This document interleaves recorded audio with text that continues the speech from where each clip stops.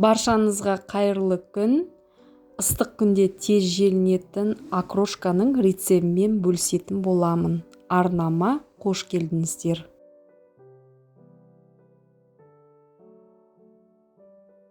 Окрошкаға мен алдын ала қиярды, редиска, піскен жұмыртқаны осылай ірі өкіштен өткізіп алдым. Шұжық пен картопты қолмен турап дайындап қойдым.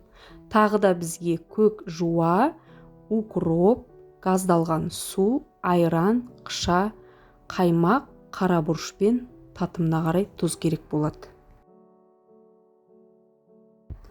Қазанымызға картопымызды саламыз. Шұжық, піскен жұмыртқа, қияр, редисканы қосамыз. Көк пиязбен, яғни көк жуамен укробымызды қосамыз. Одан кейін үстіне айранымызды осылай қосып шығамыз. Татымына қарай тұз, қара бұрышты қосамыз.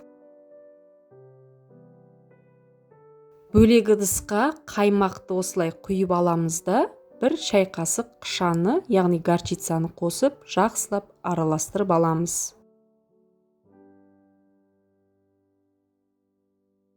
Қаймақ қосылған соусты, яғни осы окрошканың үстіне қосамыз да, газдалған салқын суымызды қосып араластырып аламыз.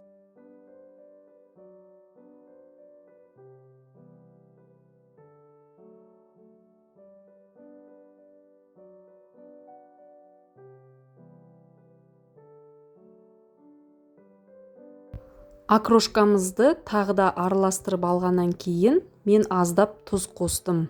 Негізі өздеріңіздің қалауларынша лимон қышқылын немесе сірке қышқылын қоссаңыздар болады.